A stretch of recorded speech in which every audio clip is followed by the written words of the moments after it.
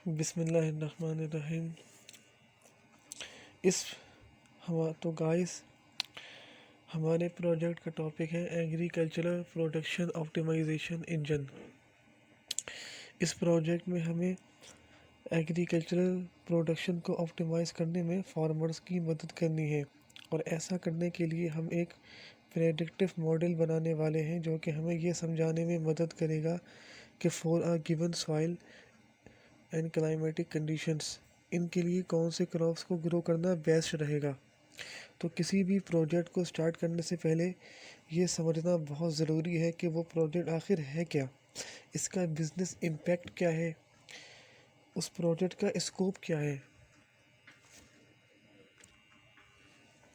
इस प्रोजेक्ट में हम मशीन लर्निंग का इस्तेमाल करके एक प्रेडिक्टिव मॉडल बनाने वाले हैं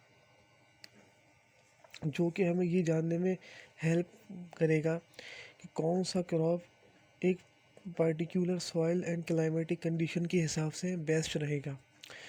जैसा कि हम सब जानते हैं कि agricultural soil and climatic conditions पर काफ़ी डिपेंड होता है। कई बार क्लाइमेटिक कंडीशन अनप्रेडिक्टेबल हो जाते हैं, जैसे कि अचानक बारिश होने से, हीट वेव्स आ जाने से, या फिर फ्लक्चुएटिंग ह्यूमिडिटी लेवल की वजह से फार्मिंग को नुकसान पहुंचता है, जिसकी वजह से फार्मर्स को काफ़ी तकलीफ़ भी हो जाती है और वो अपने एग्रीकल्चरल लेवल या इसके पोटेंशियल को पूरी तरह से यूटिलाइज नहीं कर पाते, इस्तेमाल नहीं कर पाते।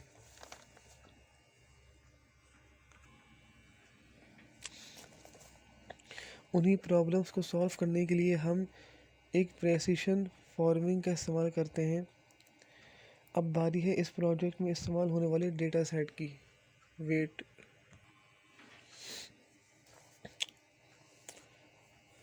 तो अब बारी है इस प्रोजेक्ट में इस्तेमाल होने वाले डेटा सेट को देखें। गाइस, जैसा कि आप इस डेटा सेट को देख सकते हैं, आप इसमें देख सकते हैं कि इसमें 8 कॉलम्स हैं। इन कॉलम्स में हमें सॉइल और जो क्लाइमेटिक कंडीशन है इनके बारे में इंफॉर्मेशन मिलेगी, जैसे कि किसी भी क्रॉप को कितना नाइट्रोजन चाहिए, कितना पोटेशियम चाहिए, कितना फास्फोरस चाहिए, टेम्परेचर चाहिए, रेनफॉल चाहिए और कितनी ह्यूमिडिटी चाहिए। हमारे डेटा सेट में एक और कॉलम है जिसका नाम है लेबल। इस कॉलम को अगर आप ध्यान से देखें, ये रहा लेबल। इस कॉलम को अगर आप ध्यान से देखें, इसमें हमारे क्रॉप्स के नेम मौजूद हैं, जैसा कि बनाना हो गया, कोकोनट हो गया, राइस हो गया, ये देखें राइस हो गया, मेज़ हो गया, इसी तरह चिकपी हो गया, वगैरह वगैरह। अब हम इसी इंफॉर्मेशन का इस्तेमाल करके अपने मशीन लर्निंग प्रेडिक्टिव मॉडल को ट्रेन करेंगे। किसी भी प्रॉब्लम को सॉल्व करने से पहले इसके डेटा के बारे में अच्छे से जानना बहुत ज़रूरी होता है। अब हम एक फ़ोल्डर बनाएंगे, जुपिटर नोटबुक का इस्तेमाल करके हम एक फ़ोल्डर बनाएंगे। तो गाइस, हमने जुपिटर नोटबुक ओपन कर लिया है। अब हम एक फ़ोल्डर बनाएंगे जिसमें एक डेटा सेट और नोटबुक को स्टोर करके रखेंगे।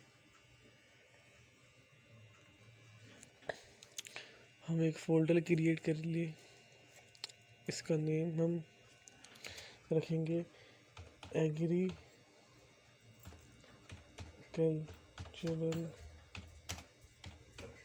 Production optimising engine. सेव। अब हम यहाँ पे एग्रीकल्चरल प्रोडक्शन ऑप्टिमाइजेशन के डेटा सेट को अपलोड करेंगे।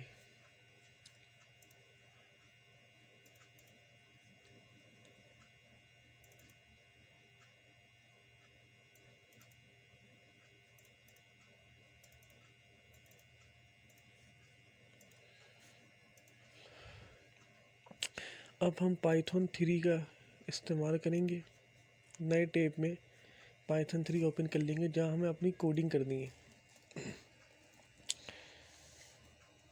अब आप गाइस आप देख सकते हैं, अब सबसे पहले इस प्रोजेक्ट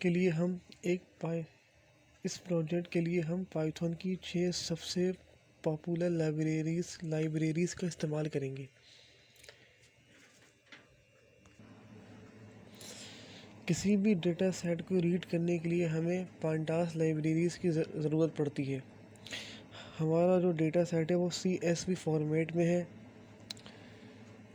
तो मैं आपको कोडिंग पेश करके दिखाता हूँ। तो गाइस आप देख सकते हैं, data is equal to pd.read_csv brackets comma data.csv। तो हमने अपनी फ़ाइल को रीड कराने के लिए पांडास लाइब्रेरी का यूज़ किया है। गाइस तो हम अपने डेटा सेट को रीड करने के न्यू वेरिएबल में स्टोर कर देंगे। गाइस तो हम अपने डेटा सेट को रीड करके न्यू वेरिएबल में स्टोर कर देंगे जिसका नाम होगा डेटा, ताकि हमें जब भी इस डेटा सेट का इस्तेमाल करना होगा हम सिंपली इस डेटा नाम के वेरिएबल को कॉल कर लेंगे। फाइनली इस डेटा सेट को चेक करने के बाद हम उसका फ्रेम या शेप चेक करेंगे। तो गाइस आप देख सकते हैं, let's check the shape of the data set. तो हम इसको रन करवाएंगे। तो गाइस आप देख सकते हैं कि हमारे डेटा सेट में 2200 रॉस एंड 8 कॉलम्स मौजूद हैं। तो अब आगे चलते हैं। अब हम हेड फंक्शन का इस्तेमाल करेंगे। हेड फंक्शन की मदद से हम इसके सारे कॉलम्स और उसकी एसोसिएटेड वैल्यू को देख सकते हैं। तो गाइस आप देख सकते हैं, हमने हेड फंक्शन का इस्तेमाल किया है। अब हम इसको रन करवा देते हैं।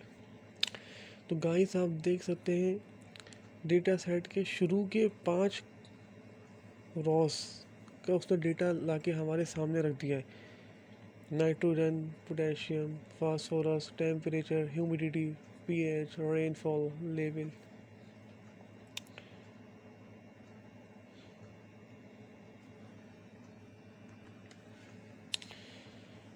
हेड फंक्शन की मदद से हम इसके कॉलम्स को और उसकी एसोसिएटेड वैल्यूज़ को देख रहे हैं। अब हम डेटा की मिसिंग वैल्यूज़ को चेक करेंगे, क्योंकि कोई भी machine learning model missing values के साथ काम नहीं कर सकता।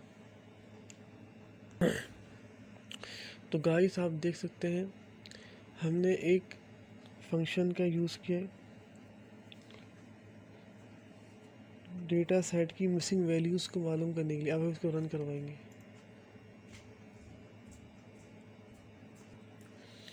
तो गाइस आप देख सकते हैं, हमने इस फंक्शन को रन करवाया। हमारे डेटा सेट में जब कोई भी मिसिंग वैल्यूज़ नहीं है, तो अब ये भी जान लेते हैं कि हमारे डेटा सेट में कौन कौन से क्रॉस मौजूद हैं। ये जानने के लिए हम वैल्यू काउंट फंक्शन का इस्तेमाल करेंगे। तो आप देख सकते हैं, let's check the cross in this present in this data set. तो हमने वैल्यू काउंट फंक्शन का इस्तेमाल किया है। वैल्यू काउंट फंक्शन ऐसा फंक्शन है जो हमें किसी भी कॉलम के सारे यूनिक वैल्यूज़ के अकरेंस के बारे में बताता है। इसको हम रन करवा लेते हैं। तो आप देख सकते हैं कि हमारे सामने तमाम क्रॉप्स एंड फ्रूट्स के नेम उसने सामने लाकर रख दिए। राइस हो गया, एप्पल हो गया, मैंगो हो गया, बनाना हो गया, ब्लैक ग्राम हो गया। तो सबसे पहले ये जानते हैं कि average climatic and soil requirements क्या है। यहाँ हमें ये पता चलेगा कि on a average data sheet columns name की क्या रिक्वायरमेंट्स हैं। गाइस आप देख सकते हैं, अभी हम इस फंक्शन को हम रन करवाएंगे। गाइस आप देख सकते हैं मैं सिंपली मीन फंक्शन का इस्तेमाल कर रहा हूँ। ये रहा मीन। इसको हम रन करवाएंगे। सिंपली मीन फंक्शन का इस्तेमाल कर रहा हूँ और आप देख सकते हैं average climatic and soil requirements पता लगाने के लिए रिजल्ट्स देखकर हम ये कह सकते हैं कि सॉइल में नाइट्रोजन, पोटेशियम और फास्फोरस की डिस्ट्रीब्यूशन लगभग 50% होनी चाहिए। ऑन अ एवरेज हमें 25 डिग्री सेल्सियस की रिक्वायरमेंट्स हैं और ह्यूमिडिटी सिमिलरली ह्यूमिडिटी 71% और पीएच अराउंड 7 होना चाहिए और रेनफॉल लगभग 100 mm होना चाहिए। अब हम ऐसा फंक्शन इस्तेमाल करेंगे जो हमें एक क्रॉप्स के सॉइल रिक्वायरमेंट्स और उसकी क्लाइमेटिक कंडीशन को डिटेल में प्रेजेंट करेगा।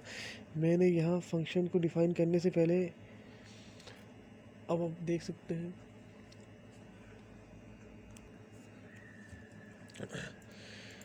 तो गाइस हम पेस्ट करते हैं अपने कोड को। तो गाइस आप देख सकते हैं एट इंटरेक्ट के नाम से मैंने यहाँ फंक्शन को डिफ़ाइन करने से पहले एट इंटरेक्ट नाम का मैजिक कीवर्ड इस्तेमाल किया है। इसी मैजिक कीवर्ड की वजह से हमारा ये फंक्शन इंटरेक्टिव बन पाया है।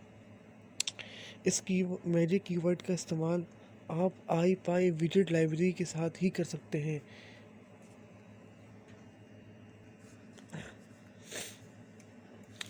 आप देख सकते हैं हमने IPy विजेट लाइब्रेरी को इंपोर्ट किया था, तो उसकी वजह से हमने ऐड इंटरेक्ट फंक्शन को इस्तेमाल किया। अगर आप ऐड इंटरेक्ट मैजिक कीवर्ड को रिमूव कर देते हैं तो ये फंक्शन फिर से नॉन इंटरेक्ट बन जाएगा।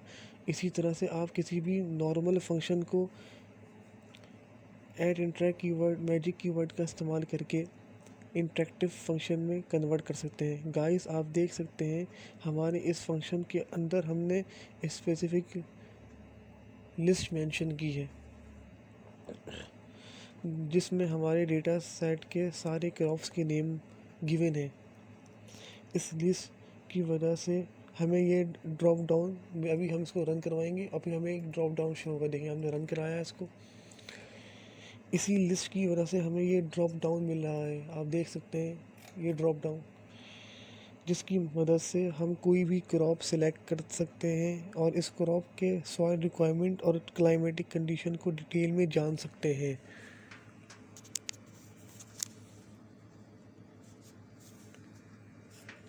तो आप देख सकते हैं ये ड्रॉप डाउन इसके अंदर तमाम फ्रूट्स और क्रॉप्स के नेम मौजूद हैं।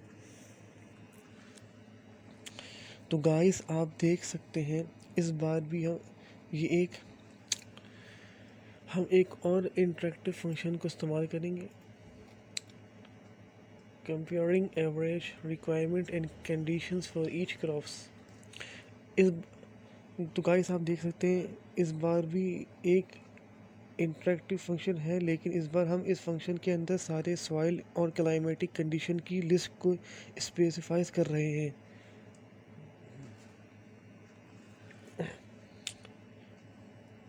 ताकि हम जब भी कोई क्लाइमेटिक और सॉइल कंडीशन सिलेक्ट करें तो हमें इस पर्टिकुलर सॉइल या क्लाइमेटिक कंडीशन के लिए सारे क्रॉप्स की एवरेज रिक्वायरमेंट्स का पता चल जाए।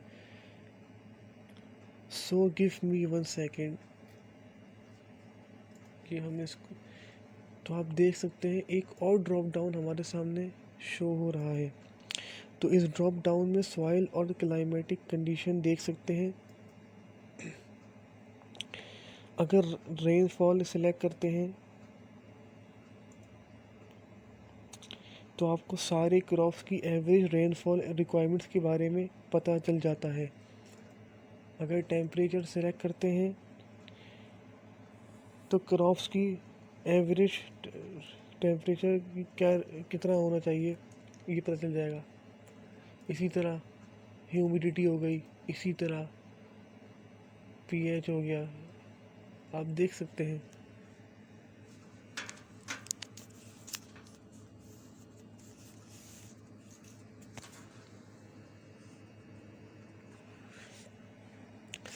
अब हम एक और फंक्शन बनाएंगे जिससे हमें ये पता चलेगा कि कौन से क्रॉप्स को एवरेज से ज़्यादा रिक्वायरमेंट है और कौन से क्रॉप्स को एवरेज से कम रिक्वायरमेंट है। तो गाइस आप देख सकते हैं आपके पास क्लियर ओवरव्यू है। हम बहुत ही आसानी से उन क्रॉप्स के बारे में जान सकते हैं जिन्हें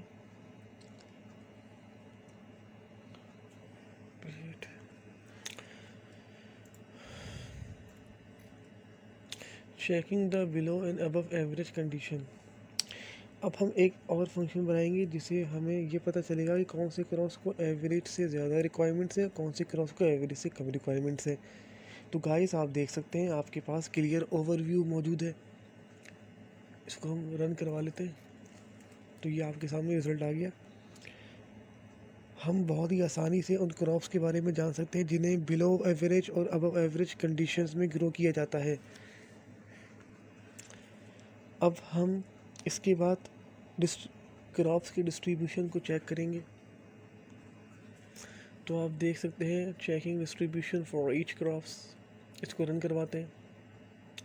इसमें एरर आ रहा है, वेट। तो आप देख सकते हैं हमने इसको रन करवाएंगे। अब आप देख सकते हैं क्रॉप्स के डिस्ट्रीब्यूशन हमारे सामने शो हो रहे हैं। Distributions for agricultural conditions.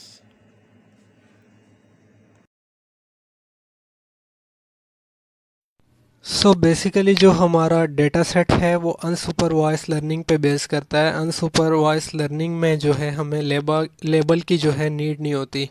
So label को जो है हम अपने डेटा सेट से ड्रॉप कर देंगे। लेबल को ड्रॉप करने के बाद जो है हमें के मीन क्लस्टरिंग एनालिसिस करनी होगी, क्योंकि हम अपने डेटा सेट्स को जो है डेटा पॉइंट्स को जो है मुख्तलिफ़ क्लस्टर्स में डिवाइड करना चाहेंगे। सो हमें जो है क्लस्टरिंग एनालिसिस परफॉर्म करनी होगी। क्लस्टरिंग एनालिसिस परफॉर्म करने के लिए हमने ये कोड आपके सामने रिप्रेजेंट किया है। तो इस कोड में जो है हम क्लस्टरिंग एनालिसिस बेसिकली करते हैं क्लस्टर्स फाइंड आउट करने के लिए कि हमें कितने क्लस्टर्स रिक्वायर हैं। सो क्लस्टर्स फाइंड आउट करने के लिए जो है हम एल्बो चार्ट जो है मेक करते हैं। एल्बो चार्ट से हमें बेसिकली मालूम हो जाता है कि हमारे डेटा सेट में हमें कितने क्लस्टर्स की रिक्वायरमेंट है। सो क्लस्टर्स की रिक्वायरमेंट से मुराद ये है कि हम अपने डेटा सेट को मुख्तलिफ़ क्लस्टर्स में जो है डिवाइड कर देंगे। यानी हम अपने एग्रीकल्चर प्रोडक्शन के जो डेटा सेट है डिफरेंट क्रॉप को जो है डिफरेंट क्लस्टर्स में डिवाइड कर देंगे। सो हम जो है मैटप्लोटलिब लाइब्रेरी का यूज़ करते हुए हम जो है सबसे पहले एल्बो प्लॉट करेंगे। एल्बो प्लॉट करने से हमें पता चल जाएगा कि हमें कितने क्लस्टर्स की रिक्वायरमेंट है। सो एल्बो जो है मैंने आपके सामने फॉर्म किया है। एल्बो से हमें पता चलता है कि हमारी जो कर्व है वो कितनी स्लाइटली बेंड कौन कौन से पॉइंट पे हुई है। तो आप देख सकते हैं कि यहाँ पे थोड़ी सी कर्व जो है मेरी स्लाइटली बेंड हुई है, लेकिन जो एंड पॉइंट होगा जहाँ पे कर्व बेंड हुई होगी उसे हम कंसीडर करेंगे, जो कि 4 है। 4 पे आप देख सकते हैं। इससे हमें ये मालूम हुआ कि हमें नंबर ऑफ़ क्लस्टर्स कितने रिक्वायर हैं। Number of cluster find out करने के बाद जो है हम KNN क्लस्टर्स को यूज़ करके और n पैरामीटर को यूज़ करके हम जो है ये प्लॉट करेंगे कि हमारे जो डिफरेंट क्रॉप हैं वो उनके लिए वेदर सिचुएशन और बाकी सरकमस्टेंसेस और सोइल प्रोडक्शन के लिहाज से कौन से क्लस्टर्स में कौन से क्रॉप को होना चाहिए। सो हम इसे क्लस्टर फाइंड आउट करने के बाद n पैरामीटर और क्लस्टर्स को जो है डिस्क्राइब करेंगे, डिफ़ाइन करेंगे और इससे मालूम करने की कोशिश करेंगे। सो मैं अपने कोड को रन करता हूँ तो इससे आपको पता चल रहा है कि ये आप देख सकते हैं कि हमने जो है के मीन क्लस्टर्स को जो है 4 पैरामीटर्स के अंदर जो है हमने 4 क्लस्टर्स के अंदर जो हमारे क्रॉप्स हैं उन्हें डिवाइड कर दिया।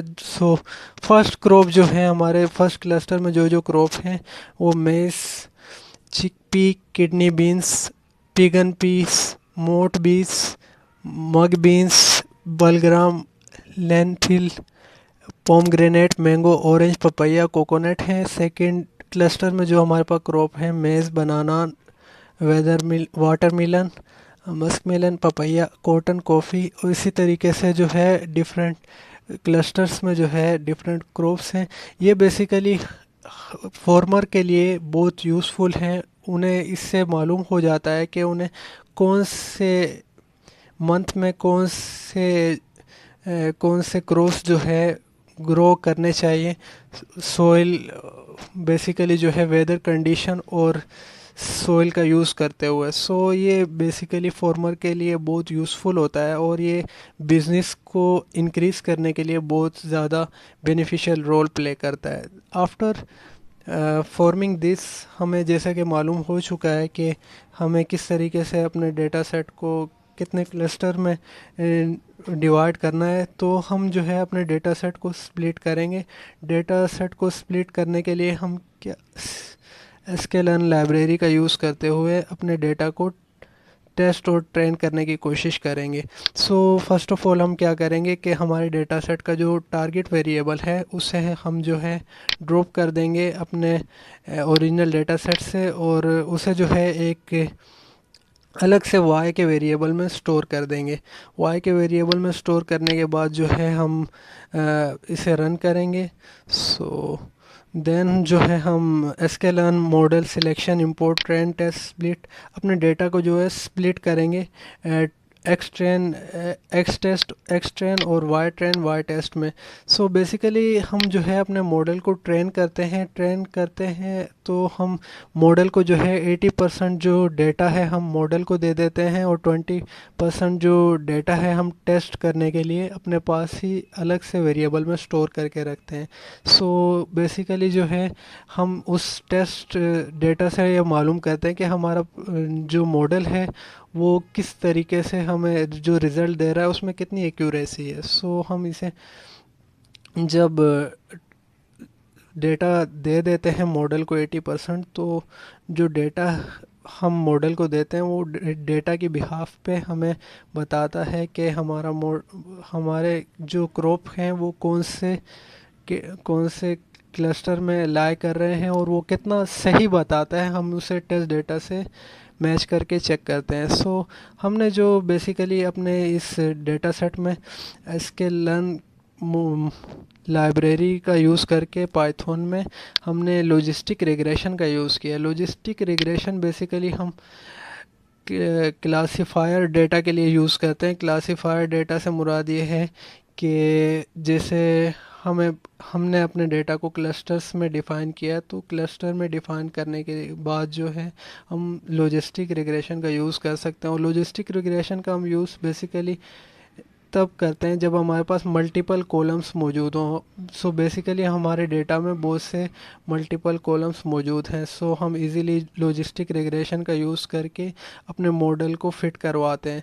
मॉडल को फिट करवाने के बाद हम मॉडल से प्रिडिक्शन करवा पाएंगे। सो हमने अपने मॉडल को फिट करवा दिया है डेटा, देन हम इसे रन करते हैं और फिट करवाने के बाद जो है हम अपने मॉडल की एक्यूरेसी चेक करना चाहते हैं कि हमारा मॉडल कितना ज़्यादा एक्यूरेट है। सो हम sklearn का ही यूज़ करते हुए कन्फ्यूजन मैट्रिक्स प्लॉट करेंगे और कन्फ्यूजन मैट्रिक्स से हम जो है फाइंड आउट करने की कोशिश करेंगे कि हमारा प्रिसिशन और रिकॉल कितना है और f1 की वैल्यू क्या है हमारे पास।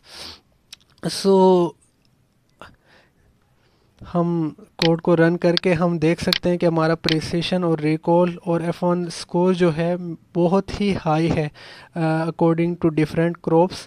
सो हमने जो मॉडल बनाया है उसका एक्यूरेसी रेट बहुत ही हाई है, जिससे हमें पता चलता है कि हमने जिस डेटा को हमने यूज़ करके जो मॉडल फॉर्म किया है वो मॉडल जो है हमारा एक्यूरेसी रेट उसकी बहुत हाई है, यानी वो सही प्रिडिक्शन हमारे लिए करेगा।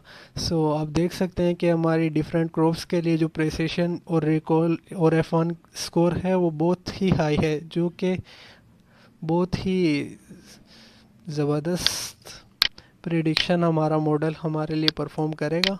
सो हम देख सकते हैं कि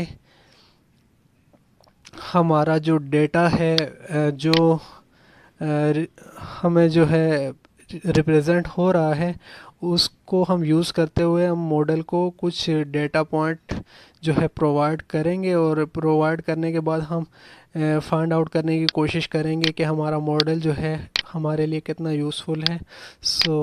हम अपने डेटा से कुछ पॉइंट ले लेते हैं और पॉइंट को फाइंड आउट करने की कोशिश करेंगे कि हमारा डेटा जो है वो कितना सही हमें शो कर रहा है। सो data dot head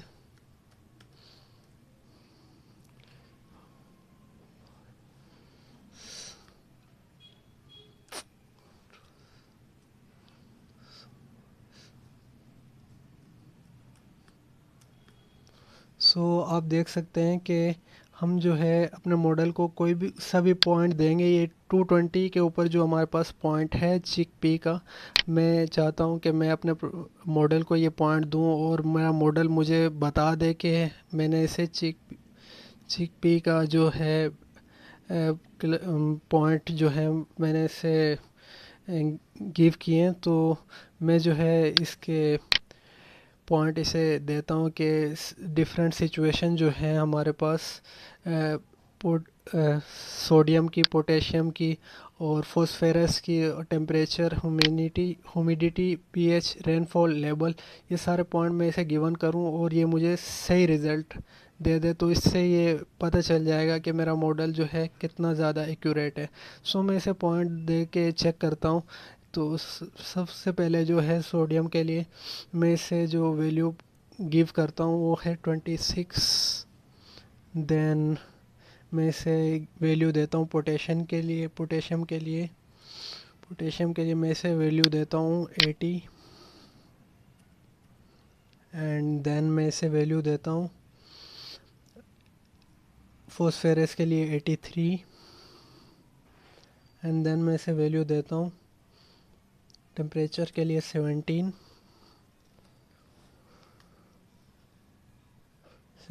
then humidity के लिए मैं इसे वैल्यू देता हूँ 16।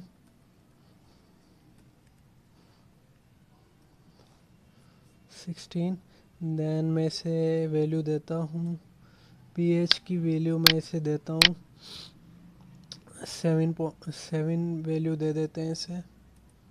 पीएच के लिए 7 वैल्यू दे दिया मैंने इसे। और लास्ट बट नॉट लीस्ट जो कि रेनफॉल की वैल्यू है वो मैं इसे 71 दे देता हूँ। और हम चेक करते हैं कि ये हमें कितना एक्यूरेट रिज़ल्ट देता है। मैं इसे कोड को रन करवा के देखता हूँ। तो ये आप देख सकते हैं आपके सामने चिक पी शो हो रहा है, यानी जो हमने क्लस्टर्स फॉर्म किए हैं अकॉर्डिंग टू के मीन क्लस्टर्स, उनके बिहाफ पे हम देख सकते हैं कि हमारा जो मॉडल है वो कितना एक्यूरेट रिज़ल्ट हमें परफॉर्म करके दे रहा है।